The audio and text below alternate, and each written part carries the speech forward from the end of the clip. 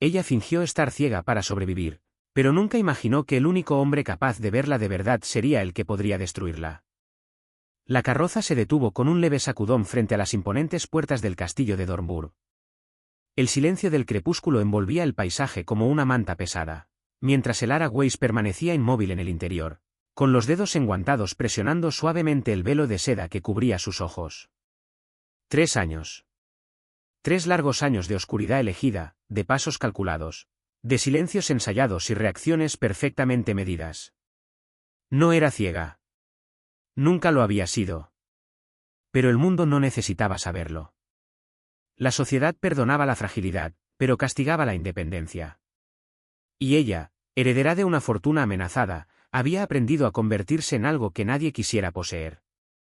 Fraulein Weiss, hemos llegado al castillo de Dornburg, anunció la voz del cochero desde fuera, respetuosa pero distante. El Ara esperó exactamente 3 segundos antes de responder. Ni uno más. Ni uno menos. Cada pausa era parte del personaje que había construido. La fragilidad debía parecer natural, no interpretada. Gracias, podría ayudarme a bajar, dijo suavemente. La puerta se abrió, dejando entrar una ráfaga de aire frío que olía a otoño, a tierra húmeda y a piedra antigua. Aunque el velo cubría su mirada, el Ara veía todo con una claridad inquietante. La fachada gris del castillo se alzaba frente a ella como una promesa y una amenaza al mismo tiempo. Ventanas altas, jardines perfectamente recortados, y una enorme puerta de madera oscura que parecía sellar su destino. Un lugar nuevo. Una prisión elegante. O quizás, una oportunidad. Entonces lo escuchó. Fraulein Weiss, soy Adrian Falk, duque de Dornburg. Su voz no era la que ella esperaba. No había dureza arrogante, ni esa frialdad distante que los hombres de su posición solían llevar como una armadura. Era firme, sí, pero contenía algo más. Una calma inesperada. Como si no necesitara imponerse para ser escuchado. El Ara extendió la mano con una ligera vacilación, fingiendo inseguridad. El protocolo perfecto. La debilidad perfecta. Adrián la tomó con cuidado. No había prisa en su gesto. Tampoco lástima evidente. Solo una firmeza serena, como si guiara a alguien que no necesitaba ser salvado, sino simplemente acompañado. Este ahora es su hogar, dijo él. Las palabras golpearon más profundo de lo que deberían. El Ara inclinó ligeramente la cabeza. Nadie debía ver lo que realmente observaba detrás del velo. Cada detalle del entorno quedaba registrado en su mente, el pulido de la piedra, la disposición de los guardias, la simetría de los jardines, la manera en que el duque se movía sin imponer su presencia. Todo en él era controlado, pero no frío. Y eso era peligroso. Porque el Ara había llegado aquí para esconderse. Para sobrevivir. Para desaparecer bajo la máscara de una mujer frágil e inútil a ojos del mundo. Pero Adrian Falk no parecía dispuesto a ignorarla. Y por primera vez en 3 años, la mentira que la había mantenido a salvo comenzó a sentirse como una jaula demasiado estrecha. El interior del castillo de Dornburg era aún más imponente de lo que el Ara Weiss había imaginado. Cada paso que daba resonaba suavemente sobre el mármol pulido, acompañado por el eco distante de un hogar vivo, sirvientes moviéndose en silencio, puertas que se abrían y cerraban con discreción, y una sensación constante de orden absoluto. Adrian Falk caminaba a su lado con una calma medida, manteniendo su mano cerca del codo de el Ara, sin presionarla, sin apresurarla. Era un gesto de guía, no de control. Y eso, precisamente, era lo que más la inquietaba. Las escaleras están justo delante, dijo él con voz suave. Son 4, amplias y seguras. He mandado instalar barandillas adicionales. El Ara asintió ligeramente, fingiendo inseguridad mientras en realidad memorizaba cada detalle del entorno.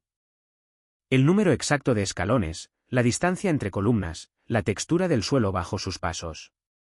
Todo era información. Todo era supervivencia. El castillo no era solo una residencia. Era un sistema. Un mundo estructurado donde cada cosa tenía su lugar, y donde ella, supuestamente frágil e indefensa, acababa de ser colocada en el centro.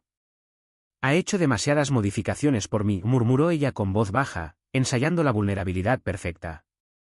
Adrián no respondió de inmediato. Sus pasos se detuvieron un instante antes de continuar. No es esfuerzo, dijo finalmente. Es respeto. Esa palabra la descolocó más de lo que esperaba. Respeto. No lástima. No obligación. No curiosidad. Respeto. Elara sintió un leve nudo en el pecho, algo que no pertenecía a su personaje cuidadosamente construido. Se obligó a mantener la postura, la mirada baja tras el velo, el tono frágil. No estoy acostumbrada a tanta consideración, admitió. Adrián no pareció satisfecho con esa respuesta. Más bien, como si hubiera notado algo entre líneas. Entonces debería acostumbrarse, respondió él con suavidad. Nadie debería sentirse como una carga en su propio hogar. Sus palabras quedaron suspendidas en el aire como una promesa silenciosa. Elara continuó avanzando, fingiendo tropiezos leves, pequeñas pausas, todo perfectamente calculado.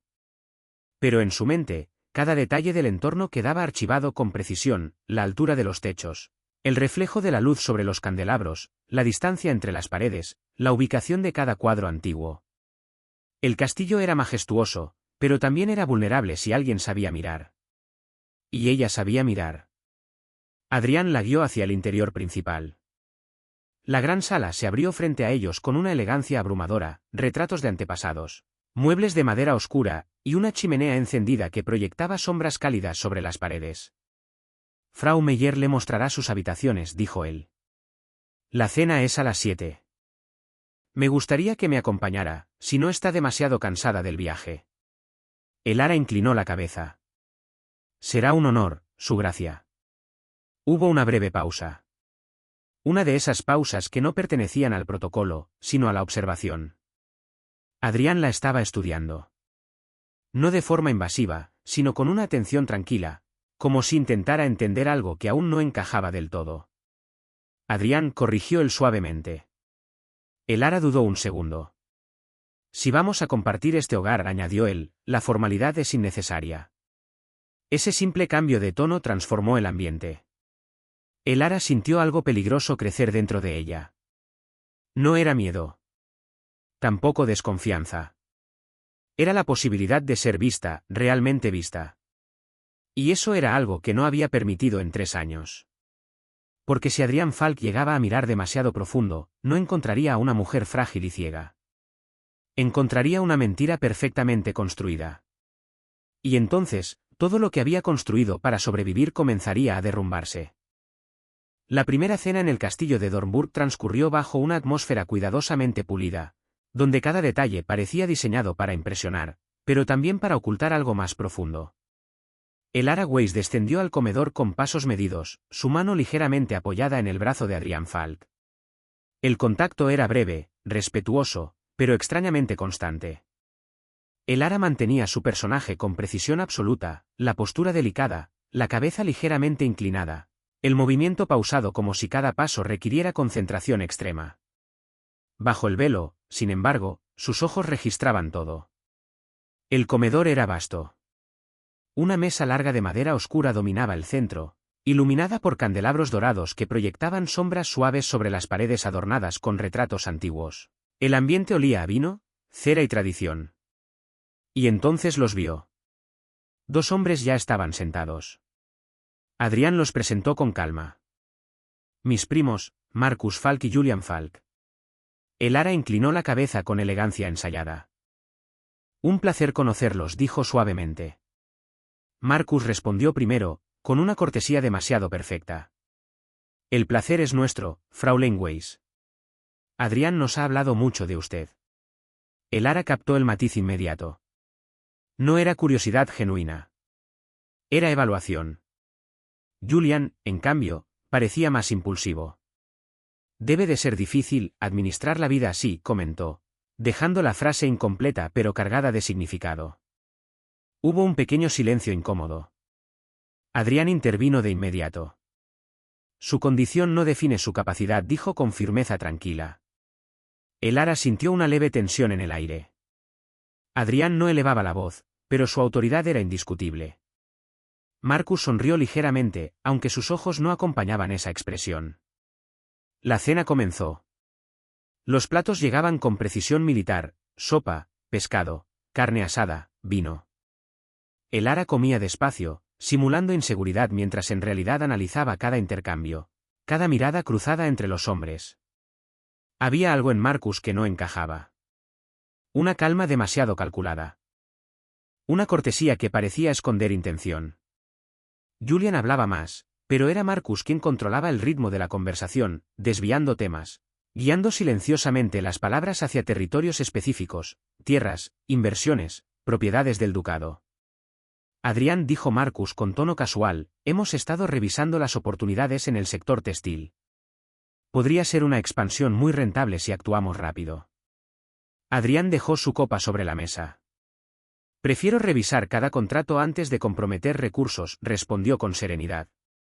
Marcus sonrió ligeramente. La confianza es importante en la familia. En los negocios, corrigió Adrián, la confianza sin verificación es un riesgo. Elara percibió la tensión inmediata. Era sutil, pero real.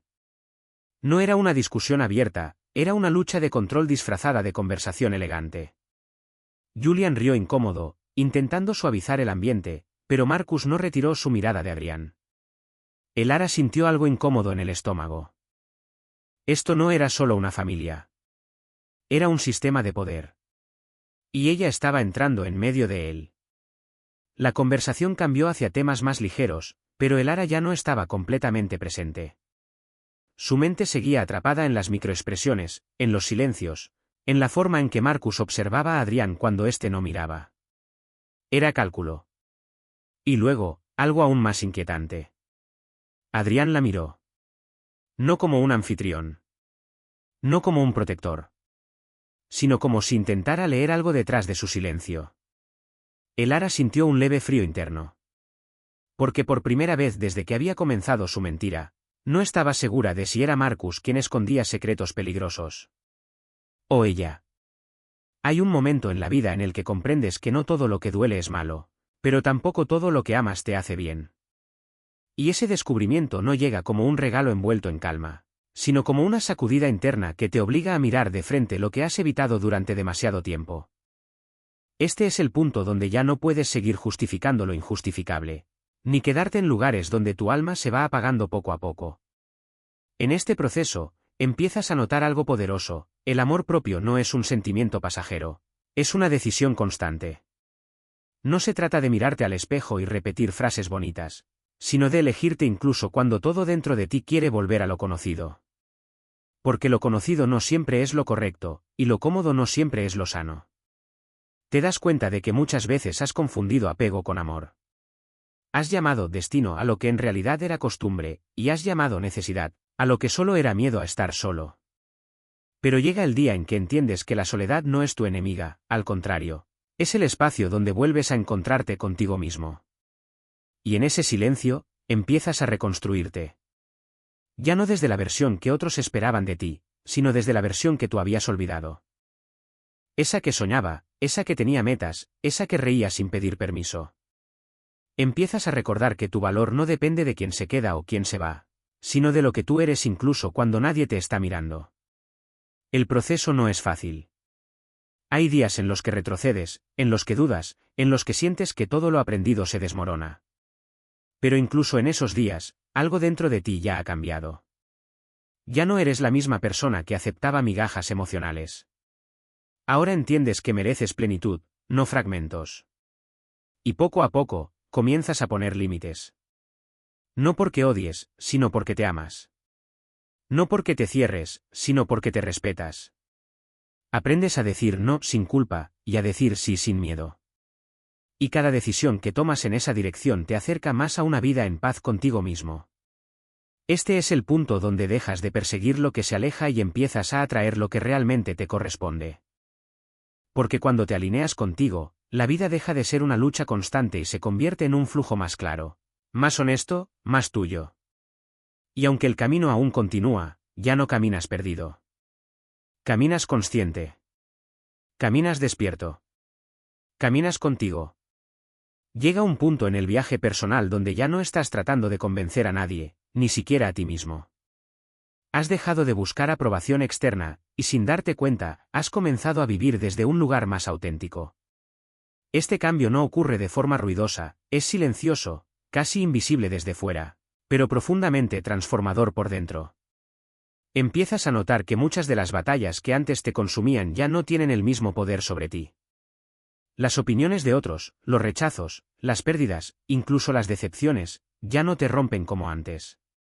No porque te hayas vuelto insensible, sino porque te has vuelto más consciente de tu propio valor. Entiendes que no puedes controlar lo que otros hacen, pero sí puedes decidir cómo responder a ello. En este nuevo estado de conciencia, aprendes algo esencial: no todo lo que se va es pérdida. A veces, lo que se aleja de tu vida está creando espacio para algo que realmente encaja contigo. Durante mucho tiempo, quizás pensaste que soltar era fracasar, pero ahora comprendes que soltar también es una forma de avanzar. Empiezas a ver tu pasado con otros ojos. No con resentimiento, sino con comprensión. Entiendes que cada error, cada elección equivocada, cada relación que no funcionó, no fue en vano. Todo eso te trajo hasta aquí. Te formó, te endureció en algunos aspectos, pero también te despertó en otros. Sin esas experiencias, no serías la persona que eres ahora. Y en ese entendimiento, aparece algo muy poderoso: la paz interior. No una paz perfecta, ni constante, sino una paz que sabes construir incluso en medio del caos. Ya no dependes de que todo afuera esté bien para sentirte bien por dentro. Has aprendido a sostenerte. También empiezas a notar que tus prioridades cambian. Lo que antes parecía urgente, ahora pierde importancia. Lo que antes te obsesionaba, ahora ya no tiene el mismo peso. Y lo que antes ignorabas, tu bienestar, tu salud emocional, tu tiempo, tu energía, ahora se vuelve central. Este proceso no te convierte en alguien distante del mundo, sino en alguien más selectivo con lo que permite en su mundo. Aprendes a elegir mejor tus conversaciones, tus relaciones, tus batallas. No por egoísmo, sino por equilibrio. Porque entiendes que tu energía es limitada y valiosa. Y quizás lo más importante, dejas de vivir desde la carencia. Ya no te defines por lo que te falta, sino por lo que eres capaz de construir desde lo que tienes. Esa mentalidad cambia todo. Cambia cómo amas, cómo trabajas, cómo sueñas, cómo te relacionas contigo mismo. Este es el momento en el que la vida deja de sentirse como una persecución constante y empieza a sentirse como una construcción consciente. Ya no estás reaccionando todo el tiempo, estás creando. Ya no estás sobreviviendo, estás viviendo con intención. Y aunque el camino aún sigue, ya no lo recorres desde la urgencia. Lo recorres desde la claridad. Y entonces llega el momento más silencioso, pero también el más poderoso de todo el proceso, el momento en el que ya no necesitas demostrar nada. Ni a los demás, ni al pasado, ni a las versiones de ti que alguna vez se sintieron insuficientes. Es aquí donde comprendes que la verdadera libertad no es hacer lo que quieras sin consecuencias, sino ser quien eres sin miedo a perder lo que no te pertenece. Durante mucho tiempo buscaste respuestas afuera. En personas, en relaciones, en logros, en validaciones. Pensaste que si alcanzabas ciertos objetivos o si alguien te elegía, finalmente sentirías paz. Pero ahora entiendes algo distinto: la paz no se encuentra, se construye desde dentro.